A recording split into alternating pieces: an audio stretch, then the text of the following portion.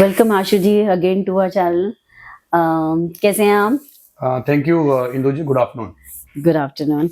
आशु जी, आपकी last video देखी थी जो लोगों को हमारे काफी पसंद आई है, जो आपका टॉपिक्स था उससे काफी लोगों ने नॉलेज भी ली है आपकी टिप्स से लेकर। जी आप उसके बारे में बताएंगे जो आज की डेट में जो दिल्ली में अनऑथराइज्ड ये जो कॉलोनीज है उसके बारे में आप क्या बताना चाहेंगे? उसको कुछ और डिफाइन करेंगे ताकि हमारे जनता को और उसके बारे में नॉलेज मिले। क्या आपने वाकई देखा वो वीडियो? हाँ जी, बिल्कुल देखा, बहुत ग्रेट। पसंद किया गया। हमारे पास बहुत लाइक्स आई हैं उस वीडियो के बारे में, इसीलिए हम चाहते हैं उस टॉपिक को हम और एलैबोरेट करके अपने बताएं मुझे ऐसा सबको लगता है चैनल पे। कि फर्स्ट तो जय गुरु जी, हाँ इंदु जी, जी। जय गुरु जी। और मुझे लगता है कि जो मुझे गुरु जी ने एक मैसेज देने का एक वे बनाया था, मुझे लगता है वो मेरा वे पूरा हो गया मेरे थ्रू, कि कम से कम कुछ लोग तो उस मेरे उस वीडियो से नॉलेज लेके अपने पैसे को, अपने फ्यूचर को सिक्योर कर रहे हैं।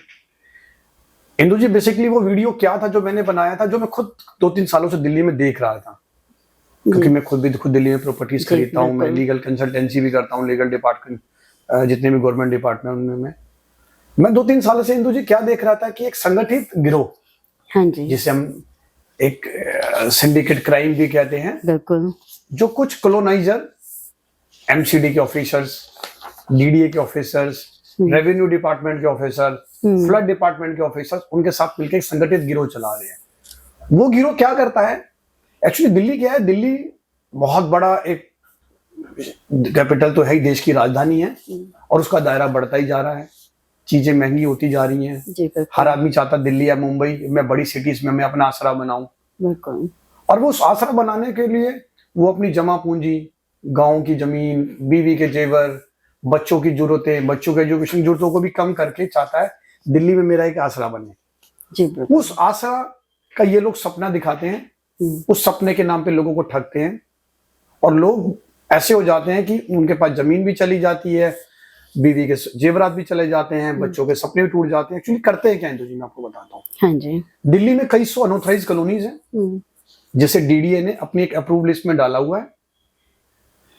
धीरे धीरे धीरे वहां पर सरकार सुविधाएं प्रोवाइड कर रही है। दिल्ली का फ्लड डिपार्टमेंट, जिसे फ्लड एंड इरिगेशन डिपार्टमेंट होता है, वो वहां पर रोड बनाता है, सीवर बनाता है, जल बोर्ड की हेल्प से पानी की लाइनें डालता है, एनडीपीएल बिजली देता है। ये बेसिक जरूरतें जो जगह होती है जी। अब ये लोग करते क्या है, इन सब चारों डिपार्टमेंट के लोगों को मिलाते हैं अपने साथ, एमसीडी, डीडीए, जो मैंने आपको बताया रेवेन्यू और फ्लड डिपार्टमेंट। हाँ जी। एक्चुअली क्या हुआ है, दिल्ली गवर्नमेंट ने जब ये कॉलोनी बस गई, शहरों में पॉपुलेशन बढ़ती गई, हर आदमी डीडीए के फ्लैट और प्लॉट नहीं खरीद सकता था। वो गरीब आदमी जो ड्राइवर था, काम वाले हैं, और अब तो मिडिल क्लास का भी जिस तरीके से महंगाई बढ़ती जा रही है, उनका क्लास भी डाउन ही हो गया। बिल्कुल सही कह रहे हैं। तो उन लोगों ने अपना आसरा बनाया। तो सरकार ने कहा कि अब इतने लोगों को, क्योंकि वो लोग गवर्नमेंट जमीन पे नहीं बैठे हुए हैं, वो कोई गवर्नमेंट लैंड पे नहीं बैठे हुए हैं, वो किसी प्राइवेट किसान की या ओनर, जो भी, जैसे आप खरीद सकते हो, मैं खरीद सकता हूँ, हमारी जमीनें थी, हमसे लोगों ने आगे बेची, हम खरीदी, हमने उनमें कॉलोनी काटनी स्टार्ट कर दी। उसमें कई लाख, आई थिंक 50 लाख, तो मैं सोचता मैं आसपास आपको फिगर बता ही रहा हूँ, लोग लाख लोग रहते हैं। अब सोचो दिल्ली की अगर हम 2-2.5 करोड़ आबादी माने, 2-2.5 से 2 करोड़, तो 25 से 30% आबादी इन कॉलोनीज में रह रही है, पूरी दिल्ली में फैली हुई है, आई थिंक 1500 से ऊपर कॉलोनियां हैं। तो सरकार ने कहा कि अब इनको एक सोल्यूशन देते हैं, हम इनको रेगुलराइज कर देते हैं। तो डीडीए ने अपनी स्कीम चलाई, डीडीए ने इनको अपने प्रोटेक्शन प्रोवाइड किया थ्रू कॉन्स्टिट्यूशन जी। संसद में एक सेशन इसी चीजों के लिए बैठा, एक ऑर्डिनेंस पास किया गया अपने सब माननीय सांसदों ने मिलकर, और इनको एक प्रोटेक्शन दी गई कि इनमें कोई तोड़फोड़ नहीं होगी। मगर ये जरूर कहा गया, जो गवर्नमेंट लैंड है, गवर्नमेंट लैंड, जो ग्राम सभा, फॉरेस्ट लैंड, तो सरकार की जमीन, उस पर कोई प्रोटेक्शन नहीं होगी। अगर उस पर कोई बैठा है तो उसको वो टूटेगी, और वो बिल्कुल जगजाहिर होना भी चाहिए। सरकार उसकी मालिक है, सरकार उसकी चीज को अपने पास ले सकती है। उसके बाद उसकी एक बाउंड्री क्रिएट गई, आर्टिफिशियल बाउंड्री क्रिएट गई रेवेन्यू डिपार्टमेंट के साथ मिलकर, कि अब इससे अब एक्स्ट्रा कोई कॉलोनी नहीं कटेगी। बट क्या ये अवेयरनेस एक आम जनता को है, ये सारी नॉलेज? बिल्कुल भी नहीं है। तभी आई थिंक बिल्डर्स जो है नेक्सस चला रहे हैं। इसलिए तो किसी ने कहा ना कि ग्राहक को सावधान होना ना करना चाहिए बिल्कुल होता है। बिल्कुल, तभी आई थिंक आपकी नॉलेज हम सबके बहुत फायदे में आ सकती है, हम लोग आपसे बहुत ग्रास्प कर सकते हैं इस बारे में, क्योंकि आम जनता को तो इस बारे में पता ही नहीं है जैसे इन आपने चीजों ट्रेन की। में पढ़ा होगा जेब कतरों से सावधान। बिल्कुल बिल्कुल सही कह रहे हैं आप। पुलिस तो फिर भी है, रेलवे हाँ पुलिस जी, है। हाँ जी। क्योंकि पुलिस कहाँ हो सकती है ऐसे हाँ, ही जमीनों बिल्कुल। को से इनोसेंट लोगों को बचाने के लिए कहाँ डिपार्टमेंट देखे। बिल्कुल। फिर होता क्या इंदु जी, अब हम दोबारा उस पर ही आते हैं। हम्म, हुआ क्या, उन्होंने जो एग्जिस्टिंग कॉलोनी थी उसके साथ लगती हुई खेती की जमीनों को खरीदा। अच्छा। इन कॉलोनाइजर ने लोगों को यह दर्शाया कि ये जो हम जमीन में हम प्लॉटिंग कर रहे हैं वो पुरानी जमीन का एक हिस्सा है, जबकि वो गलत था। कुछ जगह तो इंदु जी आप सोच नहीं रहे, अभी भी मैं आपको बता रहा हूँ, कुछ गांव में आपको नाम लेता हूँ, दिल्ली के गांव है। दिल्ली में पता नहीं आप लोगों को, आपको पता नहीं गांव भी पढ़ते नहीं पढ़ते। हाँ, दिल्ली में गांव पड़ता है जोंटी। अच्छा, दिल्ली में पड़ता है कराला, अच्छा, मजरी, कंझावला, निजामपुर और बहुत सारे गांव हैं जिन गांव के अंदर ये लोग, मतलब सोचो वहां पुरानी कॉलोनी भी कोई नहीं है, खेती की जमीन ली जा रही है, उसके आसपास 100 150 एकड़ खेती की जमीन पड़ी हुई है और वहां पर कॉलोनी काट रहे हैं जी। 20 हजार रुपए का रेट रखा हुआ है जी, लोगों को फंसाया जाता है जी। 25 गज का प्लॉट 5 लाख में ले लो जी, 50 गज का प्लॉट 20 लाख में ले लो जी, डिस्काउंट ले लो जी, 3 साल की किस्तों पे ले लो जी, स्कूटर ले लो जी, मोबाइल ले लो जी, घड़ी ले लो जी, लैपटॉप भी ले लो जी। ये फ्री की चीज होती क्या, हम बताओ ना। इस फ्री के चक्कर में तो हमारी दिल्ली खराब हो गई जी। आपको पता है मैं किसका नाम ले रहा हूं? फ्री बिजली, फ्री पानी, फ्री बस। जिस कंट्री में हम रह रहे हैं एक डेवलपिंग कंट्री है, यहाँ पर यहाँ कैसे फ्री चलेगा? अभी तो हमें जिसको डेवलप लेके जाना है, हर चीज फ्री करना ही था। तो एजुकेशन चलो कहते हैं कोई फ्री नहीं हुआ, वो भी एक नेक्सस था, हम उसको अलग बात करेंगे। तो स्कूटर फ्री दिया जा रहा है जिन कॉलोनीज के अंदर प्लॉट लेने के नाम पे। अब होता क्या है, जो डीडीए इन यहां पर अनऑथराइज कॉलोनी कंस्ट्रक्शन को तोड़ने के लिए जिम्मेदार है, जिसकी ड्यूटी है, वो अपनी आंखें मूंद लेता है। एमसीडी कहता है जी हमारी जुरिडिक्शन में नहीं है, रेवेन्यू डिपार्टमेंट कहता है मेरे जुरिडिक्शन में नहीं है, फ्लड डिपार्टमेंट रोड बना जाता है।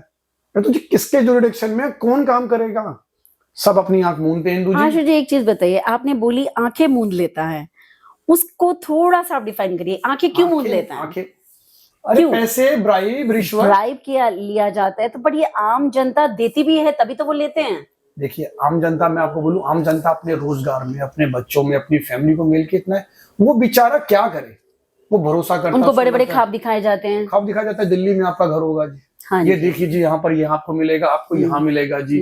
उनको फंसाया जाता है। गवर्नमेंट डिपार्टमेंट पहले क्या करते हैं, पैसे लेके खुली छूट देते हैं, घर बनाओ, मीटर लगाओ, बिल्कुल। जब कॉलोनाइजरों की पॉकेट भर जाती है, सरकारी अफसरों के पैसा की पॉकेट भर जाती है, फिर आता है बुलडोजर, सबको तहस नहस कर देता है। आप तो कहीं यकीन नहीं करोगे। बट ये तो बड़ी सांठ-गांठ चलने वाली बात हो गई कि हम बनाएंगे, उसके बाद आप तोड़िए, हम भी कमाएंगे, आप भी कमाएं। ये तो सांठ-गांठ चल रही है हर तरह से। मैं आपको वीडियो के साथ मैं अपने आपको कुछ, मैं आपको फोटो दे दूंगा, आपको मैं फोटो कॉपी दूंगा कुछ कंप्लेंट्स की। जरूर। कुछ कॉलोनाइजर हैं जिनका मैं नाम नहीं लूंगा इस वीडियो में। मैंने उनकी बाय नेम अपने ऑनरेबल पीएम मोदी जी के वहां कंप्लेंट फाइल करी हुई है, पीएमओ में बाय नेम। डीडीए जिसका काम इस पूरे एरिया में कंस्ट्रक्शन को रोक रहे हैं। एक्चुअली क्या हो गया, दिल्ली में एक लैंड पुलिंग पॉलिसी आ गई है। जितने भी खेत हैं, खेती की जमीनों पे मल्टी स्टोरी फ्लैट्स बनेंगे। मतलब आप भी चाहो, बिल्कुल हम भी चाहेंगे, में फ्लैट चाहते हो लेना, तो आप दिल्ली में लीजिएगा। तो यहाँ पर अब पूरा का पूरा जो गेंद है ना तोड़ने की, बचाने की जमीनों को, वो डीडीए के पास आ गई है। अब डीडीए क्या करता है, जैसे एमसीडी ने कमाया हम कमाएं। तो ये बेनिफिशियरी तो नहीं रहा आम जनता के लिए कि अगर वो डीडीए के हाथ में आ गई है ये पावर, तो एक तरफ डिपार्टमेंट से दूसरे पर डिपार्टमेंट, बस यही फर्क पड़ा है। और आप हंसोगे जब कोई कंस्ट्रक्शन करता है, अच्छी जगह भी कंस्ट्रक्शन करता है, जो पुरानी कॉलोनी भी है, कहीं भी है, तो एमसीडी भी आ जाता है, रेवेन्यू भी आ जाता है, हमारे और सब कुछ आ जाता है। और बदनाम कौन होती है? पुलिस। ठीक। हमने तो किसी को नहीं देखा था पुलिस को कंस्ट्रक्शन के नाम पे पैसे देते हुए, क्योंकि पुलिस का क्या यूनिफॉर्म में रहती है, बदनाम वो होती है, कुछ लेते नहीं। अफसर क्या होते हैं, जेई डीडीए के अफसर आते हैं, वो सिविल ड्रेसेस में होते हैं, आपको पता है, तो किसी का मामा है, किसी का चाचा है, तो बस मैं ये कहना चाहता हूँ कि लोगों को जागरूक बनना चाहिए, प्रॉपर्टी खरीदने से पहले देखना चाहिए वो कहाँ खरीद रहा है। बिल्कुल जी, हो सकता है आप और मेरे लिए 5 लाख कुछ भी नहीं है, बिल्कुल सही मगर कह रहे जिन हैं लोगों के लिए अपनी बीवी के जेवरात, गांव की जमीन, बच्चे की एजुकेशन, वो सब कुछ कर देते हैं कि हमें एक आसरा बनाना है। जब वो लोग ठगे हो जाते हैं तो कई लोग सुसाइड भी करने को तैयार। बिल्कुल सही कह आज रहे भी, हैं। आज की डेट में भी कम से कम 50 से 100 एकड़ तो मैं आपको इन तीनों गांव में बताई, इन चारों में। इसके अलावा नजफगढ़ में, झाड़ोदा, नजफगढ़, घेवरा तो चलो इसी साइड पड़ता है, कंजावला साइड ही, कितने सारे गांव हैं। कई लोगों को तो मैंने फोन किया। एक्चुअली हुआ था कि जी मैं आपको एक इंटरेस्टिंग बात और बताता हूँ, जब पूरी बात कर ही रहे हैं। मुझे लगता है कि डॉक्टर भी कहता है कि दवाई खाओ तो किसी बीमारी की पूरी खानी चाहिए। अब मैं आधी अधूरी आपको दूंगा।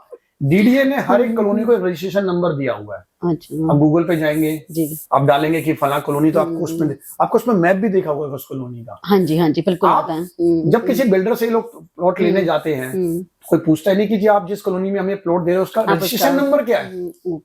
मैं कई बार रैंडमली फोन कर देता हूँ, जैसे आजकल लोग क्या, आजकल डिजिटल मार्केटिंग के थ्रू अपने प्रोजेक्ट बेच रहे हैं, प्लॉट बेच रहे हैं, मतलब इलीगल जमीन डिजिटल मार्केटिंग, मतलब क्या जमाना आ गया है। मैंने एक को फोन किया ऐसे ही कि जी प्लॉट ऐसे ऐसे करके है जी, लेडी ने वो किया, वो बेचारी जॉब कर रही होगी, तो मैंने उसको कहा जी मुझे डिटेल्स में, जी कोई आपको फोन करेगा, 10 मिनट में फोन आता है जी मैं कुछ बोल रहा हूँ। मैंने कहा जी, मैंने कहा मुझे इस कॉलोनी का रजिस्ट्रेशन नंबर ना चाहिए। कह रहा रजिस्ट्रेशन नंबर तो कोई है ही नहीं जी।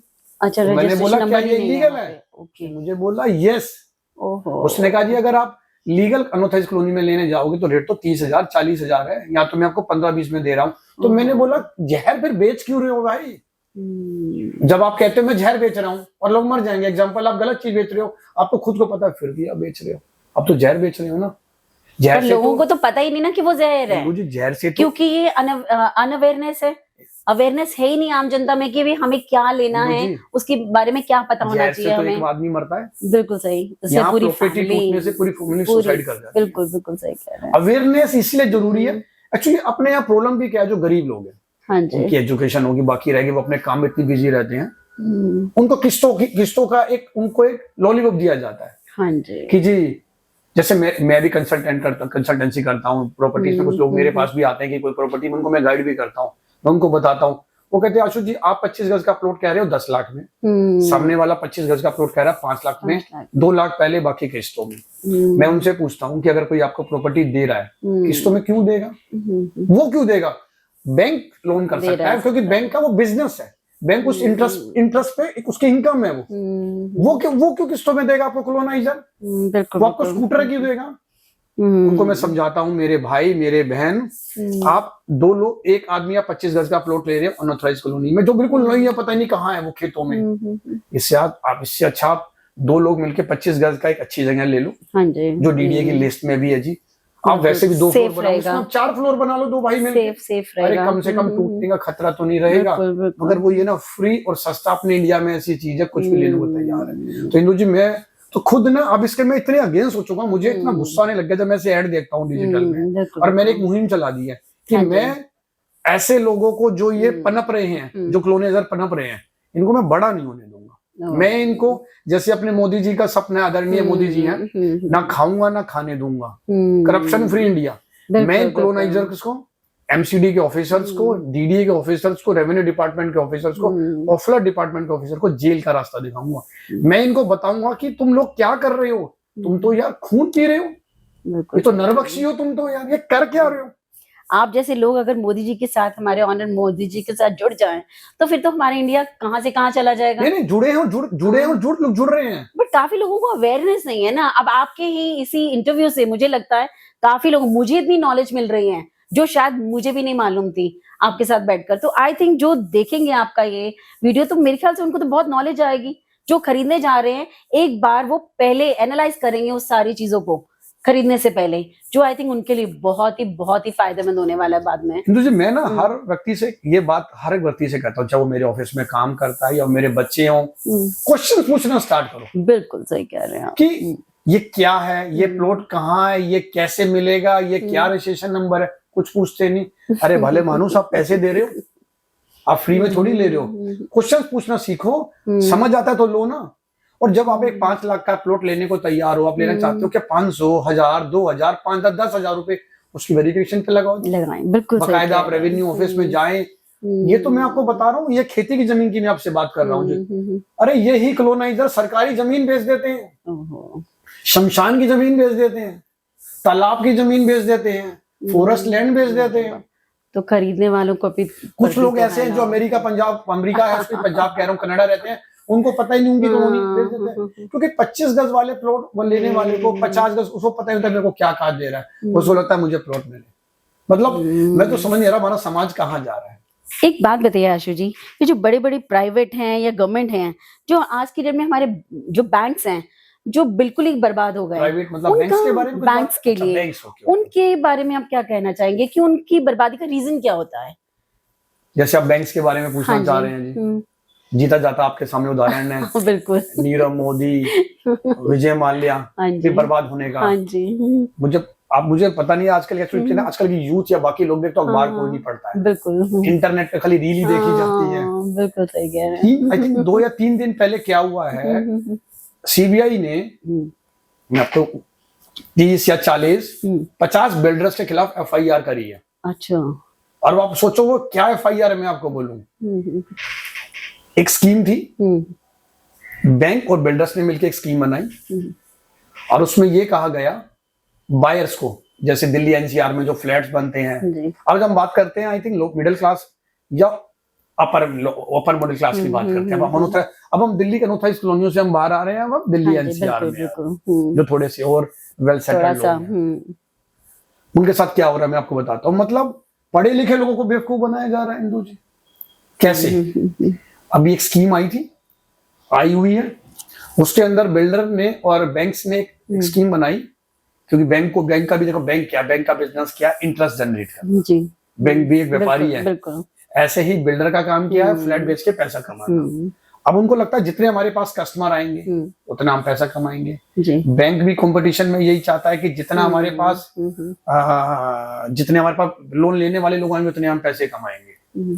तो कुछ बिल्डर्स ने कुछ बैंकों के साथ, जिसमें आपको रिनोट bank, SBI, HDFC, India bulls, Tata capital और बहुत सारे बैंक हैं, काफी बैंक हैं। इन लोगों ने क्या किया बिल्डर के साथ, इन लोगों ने एक पैकेज बनाया, पैकेज ही बोलूंगा, जैसे कश्मीर घूमने जाते हैं, हम बाहर नहीं जाते हैं, कि जी अगर कोई कुछ वो ऐसे प्रोजेक्ट बताते हैं कि इस प्रोजेक्ट के अंदर, जैसे आप नोएडा में कोई फ्लैट बनाए, गुड़गांव में फ्लैट बना रहे हैं, हम इस प्रोजेक्ट के अंदर अगर आप हमसे कोई फ्लैट बुक करते हैं, प्लॉट बुक करते हैं, और बुक करने के बाद आप इस पे जो लोन लेंगे, ये बैंक हम आपको बताएंगे, ये बैंक इस पे लोन दे रहे हैं। इस बैंक पे लोन लेने के बाद आपको क्या करना है कि जब तक आपको इस प्रॉपर्टी का पोजेशन नहीं मिलेगा, जब तक आप क्या करेंगे, आपकी जो ईएमआई है वो ये बिल्डर पे करेगा। बिल्डर कहता है मैं पे करूंगा। जैसे एग्जांपल, मैं बैंक, मैं बिल्डर, आप बैंक, कोई बायर आया, हमने कहा ठीक है जिंदू जी आप इसको लोन, क्योंकि होता ही है ना जब लोन कोई लेता है तो लोन वो पेमेंट किसको मिलती है, जो उसको प्रॉपर्टी बेचता है। अगर मैं बिल्डर हूँ तो प्रॉपर्टी तो मैं आपको बेच रहा हूँ,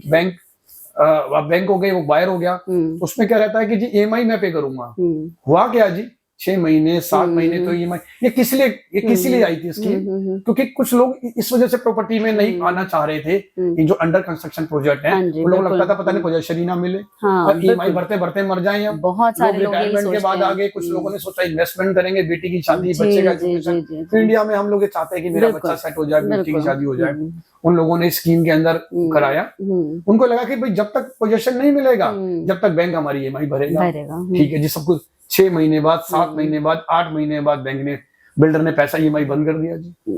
बैंक ने पैसा मांगना स्टार्ट कर दिया जी बायर से। और एक बेचारा आदमी घर पे अभी किराए पे रह रहा है और वो उसको क्या कहते हैं अपना, उसको ईएमआई का भी लोड हो गया, वो तो परेशान हो गए। उसके बाद होने बाद सुप्रीम कोर्ट जाते हैं जी, 1200 या होम बायर्स होते हैं, तो सुप्रीम कोर्ट डायरेक्शंस देती है प्रिलिमिनरी इंक्वायरी करने के लिए, एफआईआर ही मानते हैं आप सीबीआई के केसेस के अंदर। तो सीबीआई ने 40 से 50 जिसमें सुपरटेक और बहुत बड़े बड़े बिल्डर हैं, अगर आप कहोगे तो मैं आपको नाम भी बता दूंगा, मैं आपको स्क्रीनशॉट भेज दूंगा, आप सोचिए, आपको लिंक भी भेजूंगा उसकी पूरी वेबसाइट का। अब देखिए ना ये बैंक कर क्या रहे हैं यार, आप बिल्डर्स के ऐसे साथ क्यों एक ऐसे एग्रीमेंट में आ रहे हो। मतलब अब सोचो, एक आदमी है, फ्लैट अभी अंडर कंस्ट्रक्शन है जी, आपने बिल्डर के साथ एक एग्रीमेंट कर लिया थ्रू बायर, आपने बैंक बिल्डर को पैसा दे दिया, आपने प्रॉपर्टी मॉर्गेज कर ली जो अंडर कंस्ट्रक्शन है, ईएमआई आप कस्टमर से मांग रहे हो जी। अब बाई चांस वो कस्टमर के पास पैसा नहीं है, फ्लैट बनानी है जी, हाँ जी, पैसा कहाँ गया? बिल्डर के पास बिल्डर गया, के पास गया। बैंक बैंकरप्ट कर दिया, बैंक ने अपने आप को बर्बाद कर दिया। ओहो, तो सोचो, आप किसी को मान लो 1200 फ्लैट्स को, आप 1200 बायर को मल्टीप्लाई कर दो, अब मैं मान के मान रहा हूँ 50 लाख, कितना हो गया? ओहो, कितने करोड़?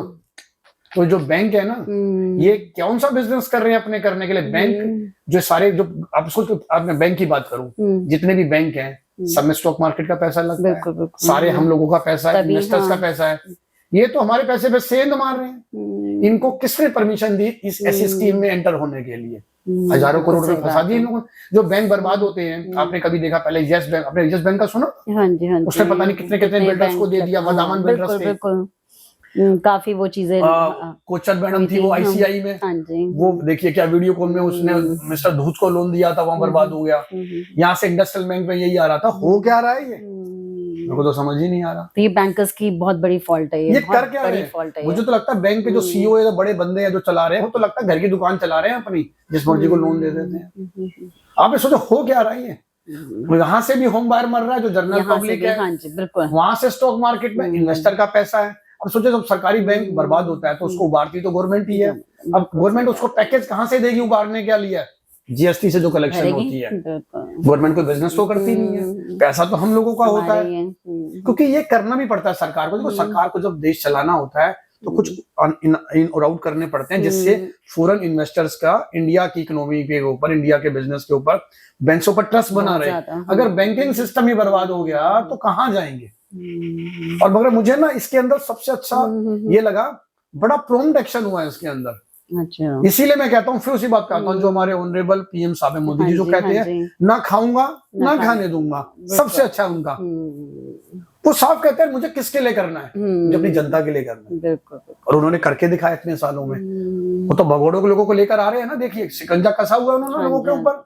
पर जनता का भी तो अवेयर होना काफी जरूरी है ना। जनता का अवेयर होना बिल्कुल जरूरी है, बिल्कुल जरूरी है। होता क्या है ना, जब आप बैंक लोन लेते हैं, अब घर आता है बैंक वाला आदमी, साइन करे जा रहा गटागट, बस हम अपना, हमारे सपने में होता है हमारा फ्लैट प्लॉट लोन मिल रहा है, देखते नहीं हम कहाँ साइन। हम कई बार तो मैं अजीब सा वर्ड कर रहा हूँ, अपनी कब्र पे साइन कर देते हैं कई बार कि हम क्या साइन कर रहे हैं। तो मैं बार बार ये कहना चाह रहा हूँ कि ये जो एक नेक्सस है ना बैंक्स का और ये बिल्डर्स का, इसको हमें ब्रेक करना पड़ेगा, हमें एक आवाज उठानी पड़ेगी। और मैं तो कहता हूँ अगर छोटी सी भी किसी के साथ कोई बैंक गड़बड़ करता है, उसको एक लेटर पीएमओ में लिखना है। अब देखिए हमारे मोदी जी कहते हैं, अरे इतनी एजेंसीज खोली हुई हैं, CBI, ED, enforcement department, different anti corruption bureaus हैं, वो कहते हैं कोई कंप्लेंट तो करे।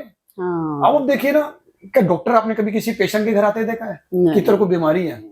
पेशेंट बताता है सर मेरे पेट में दर्द है, मेरे सर में दर्द है, मेरी आंखों में दर्द है। जब अरे बताओ तो सही ना, आपके मेरे साथ ये गलत हो रहा है। कितने फोरम्स बने हुए हैं, तो हमें आवाज उठानी पड़ेगी। कई बार चीजें होती है लैक ऑफ नॉलेज, और कई बार हम लोग खुद भी नहीं करना चाहते, खुद भी ऐसा स्टेप ही नहीं उठाना चाहते कि हम कोई कंप्लेंट करें रिगार्डिंग कोई कुछ भी फॉल्ट हो रहा है हमारे साथ, कुछ गलत, चाहे बैंकर कर रहा है, चाहे कोई भी कर रहा है, प्रॉपर्टी डीलर्स कर रहे हैं, कोई भी कर रहा है, हम उसके खिलाफ आवाज ही नहीं उठाना चाहते। कई बार हम लोगों की भी तो अपनी फॉल्ट है ना, हमारी अपनी भी तो कोई रिस्पॉन्सिबिलिटी है। होता क्या है, इंडिया में भगत सिंह तो सब चाहते हैं, हाँ जी, बनना कोई नहीं चाहता, अपने घर में कोई नहीं पैदा करना चाहता। सही कह रहे हैं, शहीद अपने घर में कोई नहीं करना सही कह रहे हैं। जब हम टीवी में हमने ऑपरेशन सिंदूर देखा, आपने बिल्कुल बिल्कुल, जो ये प्लेनों में हमारी बहने भाई जा रहे थे, उन्होंने अपनी जान लड़ा दी, पाकिस्तान में अंदर घुसे और मार कर आए। बड़ा अच्छा उन्होंने वहां पर एक बदला लिया, जो हमारी उन्होंने बहनों को विधवाएं किया था उन लोगों ने। वो स्टेप बहुत जरूरी था, उस टाइम कितनी देशभक्ति थी। आज मैं तो ये कहता हूँ कि मैं आज भी मोदी जी से रिक्वेस्ट ही करता हूँ, हमारे सोल्जर्स को इतनी सैलरी दे देनी चाहिए, इतने पक्ष होने दिए, वो जिस दुकान पे जाए ना उनको फ्री में सामान मिलना चाहिए। आपको लगता नहीं कि मेरी बहुत बेटी बड़ी बात कर दी, बहुत अच्छी बात करी आपने, बिल्कुल बिल्कुल। कोई आप देख रहे हैं जब लड़ाई होती है, अब देखिएगा लोग कहते हैं क्या तनख्वाह तो दे रहे हैं, आप भेज के देखो किसी को 2 लाख रुपए की तनख्वाह देके तुझे बॉर्डर पे जाना है जहां पता मौत सबसे पहले आनी है। हम दिल्ली बैठे हैं इसी रूम्स में, आई थिंक हमारे मिसाइल आने में 5-7 घंटे लगेगी किसी भी कंट्री की। कश्मीर के बॉर्डर पे सामने बॉर्डर बना हो, गोली सबसे पहले वहां पर आएगी, वो वहां भी जा रहा है ना। वही कहानी है ना, हम आवाज नहीं उठाना चाहते। मैं कहता हूँ कि आपके साथ गलत हो तो मुझे क्या है, देश के साथ गलत हो तो मुझे क्या है, मैं तो अपने घर में सिक्योर बैठे हैं, मेरे ऊपर भी आएगा वो, मेरे ऊपर भी आएगा वो। अच्छा मोदी जी किसके लिए कर रहे हैं? मोदी जी के तो कोई बेटा नहीं है, कोई बेटी नहीं है, वो भी तो पूरे देश के बच्चों को, लोगों को, अपनी फैमिली में वो कर रहे हैं ना हमारे लिए। सही बात है। तो अगर हम सब लोग ये सोचेंगे कि हमारा नहीं कर सकते, हम नहीं कर सकते, तो कौन करेगा? भगत सिंह हमें खुद बनना पड़ेगा, आजादी दिलानी पड़ेगी इन भ्रष्टाचारियों से। इनको भ्रष्टाचारी है, इनको हमें इनके घरों से निकलवाना पड़ेगा, एजेंसी से इनको जेलों में भेजना पड़ेगा, वरना देश को ये दिमाग की तरह खा रहे हैं ये। आप रोज देखते होंगे। एक टॉपिक पे हम इस पे भी बनाएंगे एक वीडियो, जो आप टॉपिक बना रहे हैं सोल्जर्स पे, मुझे बहुत अच्छा, बड़ा इंटरेस्टिंग टॉपिक है ये वाला। इस पे भी हम बात करेंगे कि एलैबोरेटेड वीडियो बनाई जानी चाहिए। जब ऑपरेशन सिंदूर हुआ, हमारा टीवी यही चल रहा था, रील चल रही थी दिन रात, इवन यूथ भी वही लगा हुआ था। मैंने वो देखी जो हमारी दोनों बहनें, एक हनी कुरैशी मैडम थी, वो एयरफोर्स से थी, मैं पूरा कर नहीं पा रहा, सॉरी मैं नाम, दूसरी बहन का मैं नाम स्पेल नहीं कर पा रहा। उनको देख के जोश चढ़ता था कि आज मुझे दे दो प्लेन वो। और मुझे ना ऐसा लगा कि वो कभी 5 साल में ऐसा होना चाहिए कि जब सारे धर्म एक साथ आ गए थे, सब लोगों ने बात करी, मैं इंडियन, वी आर इंडियन, कोई नहीं बात कर रहा था, मैं हिंदू, कोई मुसलमान, मैं पंजाबी, मैं जाट, मैं गुजर, सब भूल गए थे उस टाइम पे। We were Indian that time. वो मामला खत्म हुआ, बस सब बैक स्टार्ट हो गया। तू ये यार क्या कहानी हो रही है? अगर हम इंडिया को ना डेवलप कंट्री में लेके जाना है तो हमें एक बनना पड़ेगा। आपने देखा ना स्कूलों में हमें कहानी पढ़ाई जाती थी, एक लकड़ी, 2 लकड़ी, आपको सब को तोड़ पाएंगे, एक को सब तोड़ देते हैं। तो मैं कहना चाहता हूँ, ये जो भ्रष्टाचार है ना, ये भ्रष्टाचार देश को दिमाग की तरह खा रहा है, और ये ऐसा खा जाएगा कि आप सोचो देश बर्बाद हो जाएगा। ये रुकेगा तो देश में डेवलपमेंट होगी, एजुकेशन आएगा, मेडिकल फैसिलिटीज अच्छी होंगी, लोग पढ़ेंगे तो लोग बड़े भी होंगे। ये इसको रोकना बहुत जरूरी है। अब देखिए ना, मैं कह रहा हूँ जो बैंक जो पैसा बर्बाद कर रहा है, किसने थोड़ी लिंच स्कीम में लाने के लिए किसने कहा भाई आपको लेना? और जब पहली बात हो गई थी कि भाई अगर बैंक का पैसा बिल्डर देगा EMI, तो वो कस्टमर को नोटिस भी क्यों भेज रहे हैं? उनको किसने दिए, मतलब अथॉरिटी दे रहे नोटिस देने के लिए? पर इस बारे में आप क्या बताएंगे कि जो आम आदमी है, जो बायर है, वो किस तरह से एक्शन ले सकता है? देखिए, फर्स्ट तो मुझे लगता है कि जब हम कोई लोन लेते हैं ना, सबसे पहले हमें एक पेपर ना हमें पढ़ना चाहिए, एक क्लोज पढ़ना चाहिए। हम कहते हैं नहीं यार क्या होगा, बैंक वाला कहता है मैडम कर दो, कुछ नहीं है जी। और फिर वो उसी क्लोज को लेके खड़ा होता है जी आपकी क्या सही। सेकंड रह गए, कोई भी चीज प्रॉपर्टी खरीदते हो, जैसे अभी इसी टॉपिक पे बात करते हैं, अरे कंसल्टेंट होते हैं लोग, क्या 2 करोड़ का फ्लैट ले लेते हैं, 5,000 रुपए कोई जो लीगल नॉलेज लेता है, वकील साहब उनसे नहीं लेते, उनको वेस्ट लगता है, फिर उसी केस के लिए उनको 5 लाख फीस देनी चाहिए। इसमें कहा ना, छोटी बीमारी में आप इलाज करा लो, बड़ी बीमारी बहुत बड़ी बीमारी बन जाती है। तो बस मैं बार बार ये सबसे यही कहना चाह रहा हूँ, अपनी जो लोग मुझे सुनते हैं सुनेंगे, कि ना आवाज उठाना सीखो। आप आवाज उठाने नहीं चाहते, अरे कम से कम आप गलत तो कहना चाहिए। जैसे मैंने आपको पहले बताया, खरीदे जा रहे हैं खेती। दूसरी ये बात करके रह गई, यहाँ अब मचाए जा रहे हैं कि जी आप बायर, अब जैसे ना एक आदमी जो किराए के घर में रह रहा है, उसने सोचा कि जी मैं रिटायर हो गया, मुझे 20-30-50 लाख मिल गए, पैसे दे दिए जी, बाकी का लोन कर दिया जी, पेंशन से आती रहेगी, किराए पे रह रहा हूँ। उसने सोचा 5 साल बाद पोजेशन मिलेगा, इस घर खाली करके वहां चला जाऊंगा और रहूंगा। अब वो बेचारा बैंक में उसको नोटिस भेज दिया जी। एक 62 साल का आदमी जिसने पूरे सोच के चलो अपनी इतनी उम्र तक नौकरी करी, सारा कुछ, चल सरकारी कहीं पर भी था, प्राइवेट था, उसको सोच रहा था कि मैं अब अपनी एक अच्छी ड्रीम लाइफ जीऊंगा। वो कौन सी ड्रीम है? वो तो कोर्टों के चक्कर काट रहा है। किसकी वजह से? और बैंक की वजह से। अगर वो बैंक स्कीम लाता ही नहीं तो वो फ्लैट खरीदता ही नहीं। कहते नहीं यार ये मुसीबत आती नहीं तो मैं इसको झेलता ही नहीं। तो हमें ना ये बैंक रीजन बने हुए हैं, और बड़े रीजन बने हुए हैं। मैडम आपको हमें ही पता है इंदू जी, बैंक का क्या रहता है, ये चेक नहीं करते क्या बिल्डर का क्या, कौन बिल्डर है, क्या बिल्डर की टर्नओवर है, बस पैसा बांट दो। तुम्हारे घर का पैसा है क्या? तुम्हारे मामा जी का पैसा है क्या? ये तुम्हारे घर का पैसा है, मामा जी का भी हमारा नहीं होता। कहाँ से तुम पैसे दे रहे हो यार? दिए जा रहे हो। मैं ये नहीं कहता कि सारे बिल्डर चोर होते हैं, मगर इसमें तो बहुत सारे आ गए। और मैं तो ये कह रहा हूँ कि अगर एक बिल्डर जैसे जेपी एसोसिएट, और भी वो जेपी है, कुछ और भी अजना रहा है, कुछ मैं उसमें देख के बताऊंगा, उनका अगर एक भी प्रोजेक्ट में आता है तो मैं तो सबसे हाथ जोड़ता हूँ, उनके किसी प्रोजेक्ट में डील ना करूँ। हो सकता है मैंने अभी कोई नाम गलत लिया हो या नहीं लिया हो, उसका सोरियर गलत लिया है और सही है कुछ रह गया तो मैं और भी नाम लूंगा। जो बिल्डर का नाम है सीबीआई की उस लिस्ट के अंदर जो आया हुआ, मैं तो कहता हूँ उनके एक भी प्रोजेक्ट के अंदर आपको इन्वेस्ट 1 रुपया भी नहीं करना चाहिए। सबसे बढ़िया आपकी नॉलेज तो आज हमारी आम जनता के बारे में बहुत बहुत फायदेमंद रहेगी। खरीदने से पहले आई थिंक सबको ये देखना चाहिए, अवेयर होना चाहिए हमारे अपने राइट्स के लिए, क्योंकि हमारी हार्ड अर्न्ड मनी है जो हम लगाने वाले हैं अपनी प्रॉपर्टीज में। आई थिंक आज की वीडियो हम यहीं समाप्त करेंगे। थैंक यू आशु जी, आज हमें इतनी अच्छी नॉलेज देने के लिए। Thank you. तो मैं आपको बोलूंगा आप कड़ी बने इसके। Thank you so much. आपने जो चीजें पूछी और मैं मतलब लोगों को तो मेरा एक्चुअली क्या, मैं गुरुजी को का बड़ा फॉलोअर, बहुत बड़ा।